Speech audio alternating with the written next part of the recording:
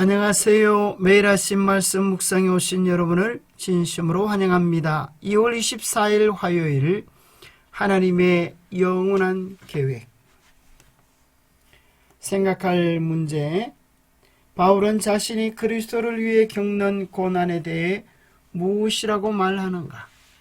하나님의 영원한 계획의 시선으로 우리의 고난을 바라본다면 우리는 그 고난을 어떻게 이해할 것인가? 오늘 우리에게 주는 교훈은 무엇인가? 골로새서 1장 14절 25절 나는 이제 너희를 위하여 받는 괴로움을 기뻐하고 그리스도의 남은 고난을 그의 몸된 교회를 위하여 내 육체에 채우노라. 내가 교회의 일꾼 된 것은 하나님이 너희를 위하여 내게 주신 직분을 따라 하나님의 말씀을 이루려 함이니라. 사도 바울은 고난을 받는 것을 기뻐하고 즐거워했습니다. 왜냐하면 그 모든 것들이 하나님의 크신 계획 속에 있다고 믿었기 때문입니다. 오히려 기뻐하고 그리스도의 남은 고난을 자기 육체에 채운다고 했고 직분을 따라 하나님의 말씀을 이루는 것이라고 했습니다. 바울은 로마에서 가택 연금 상태에서 골로새서를 썼지만 그가 느꼈을 가장 큰 괴로움은 이전처럼 이곳저곳 집집마다 다니며 열심히 일할 수 없다는 사실이었을 것입니다. 그리스도께서 이미 경고하셨던 이 고난은 장차 우리에게 나타날 영광과 좋게 비교할 수 없는 것이었습니다. 이것이 더 큰 그림입니다. 바울이 빌립보의 그리스도인들에게 편지했던 것처럼 그는 이제 골로새 성도들에게도 그들의 유익을 위한 자신의 고난을 기뻐한다고 말합니다. 바울은 감옥에 갇혔지만 하나님의 말씀은 매이지 아니하였습니다. 바울이 이렇게 갇혀있는 동안 빌립보서, 에베소서, 빌레몬서가 기록되었습니다. 석방 후에는 하나님께서 그에게 영감을 주셔서 중요한 권면이 담긴 디모데 전서와 디도서를 기록하게 하셨습니다.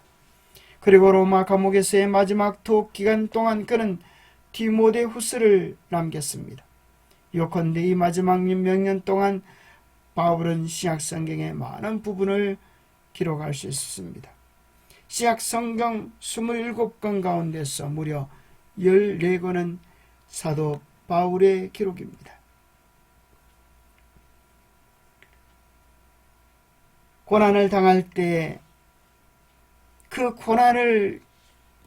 고난만을 주시한다면 참으로 견디고 참기 어려울 것이었습니다. 그러나 바울은 하나님의 영원한 계획의 시선으로 고난을 보았습니다. 그럴 때 그것은 절망이 아니라 하늘의 영원한 상급을 보정하는 보정수표와 같은 것이었습니다. 마태복음 5장 팔복의 마지막 최고의 봉우리에는 을을 위하여 핍박을 받는 자의 복입니다. 그럴 때에 그들은 기뻐하고 즐거워하였습니다. 왜일까요? 천국이 그들의 것이기 때문입니다. 나로 말미암아 너희를 욕하고 박해하고 거짓으로 너희를 거스려 모든 악한 말을 할 때에는 너희에게 복이 있나니 기뻐하고 즐거워하라. 하늘에서 너희의 상이 큽니다. 너희 전에 있던 선지자들도 이같이 박해하였나리라. 바울은 또 로마서 가운데서 이렇게 기록합니다.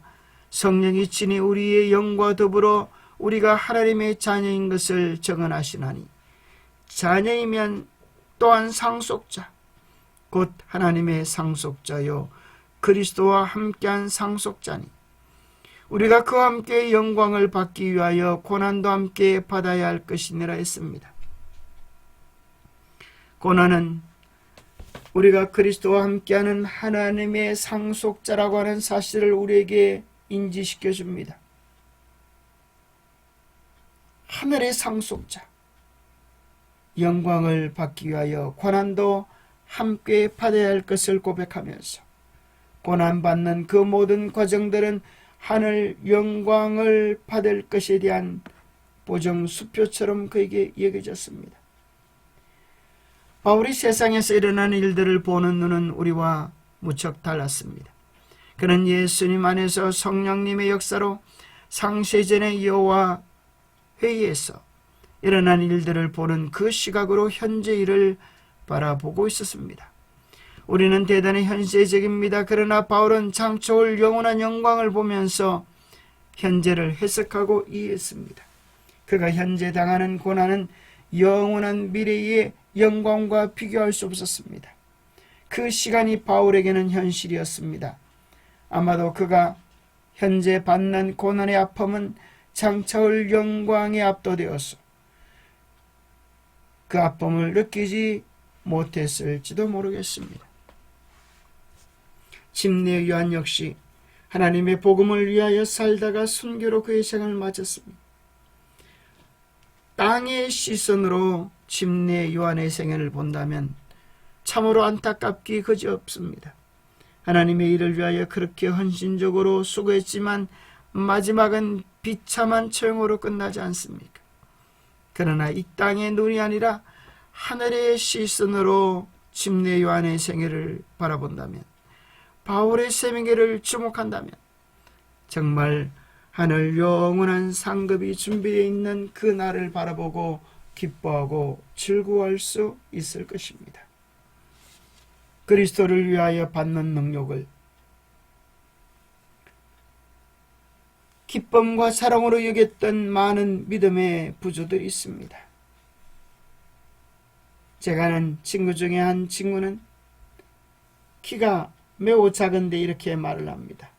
사람들이 그가 키가 작다고 한탄할 때 그는 이렇게 말합니다. 키는 땅에서부터 재는 게 아니라 하늘에서부터 재는 것입니다. 사람들이 어떻게 알아주느냐가 중요한 것이 아니라 하나님이 어떻게 우리를 알아주시느냐가 중요합니다. 정말 재미있는 표현입니다. 땅에서부터 재는 것이 아니라 하늘에서부터 우리의 믿음의 크기를 재어볼 때 하나님 앞에 우리의 믿음의 크기는 어떻게 보여지겠습니까? 고난받기를 기뻐한 제자들, 그리스도 교회의 개막을 알리는 활동에는 고난과 쓰라린 슬픔이 따랐습니다. 제자들은 그들의 사업에서 끊임없이 궁핍과 비방과 박해에 직면했으나 자신의 생명을 귀한 것으로 여기지 아니하고 그리스도를 위해 고난받도록 부르심을 받은 것을 기뻐하였습니다. 그들의 노력의 결단성의 부족, 우유부단함, 나약한 목적은 찾을 수 없었습니다. 그들은 기꺼이 자신을 바쳤고 하나님께서는 전능하신 능력으로 복음이 승리하도록 그들을 통하여 일하셨습니다. 기도하겠습니다. 하나님 아버지, 우리에게도 새로운 시선으로 우리의 삶을 바라보고 우리의 삶에 당하는 고난과 어려움들을 해석할 수 있는 능력을 허락해 주시옵소서. 우리는 너무나 현실적이어서 주님을 위하여 당하는 작은 고난도 시련도 손해도 감당치 못할 때가 많습니다. 우리로 하여금 영원한 하나님의 계획 속에서 이루어지는 한 과정들임을 바라볼 수 있도록 도와주시옵소서. 오히려 이 땅에서 주님을 위하여 고난 받을수록 시련 받을수록 하늘에서 더 큰 상급이 있음을 기억하고 하늘의 상급을 위하여 힘차게 살아가는 우리가 되게 하여 주옵소서. 우리의 마음을 크게 하시고 넓게 하셔서 주님의 크고 원대한 계획을 볼 수 있도록 도와주옵소서. 그리하여 열심히 주의 사업에 협력하도록 우리에게 은혜를 다하여 주시옵기를 우리 주 예수님 이름 의지하여 간절히 기도 올리옵나이다. 이 세상의 모든 것은 잠깐입니다. 그 잠깐 동안 우리가 무엇을 위하여 살겠습니까? 이 세상을 위하여 살면 수치를 거둘 것이요 하늘을 위하여 살면 영광과 자랑을 거두게 될 것입니다. 영원한 하나님의 계획의 시선으로 더욱 가치 있고 의미 있는 삶을 살아가는 우리 모두가 되시기를 축복합니다. 주님 안에서 늘 강건하시고 행복한 날들 되십시오. 감사합니다.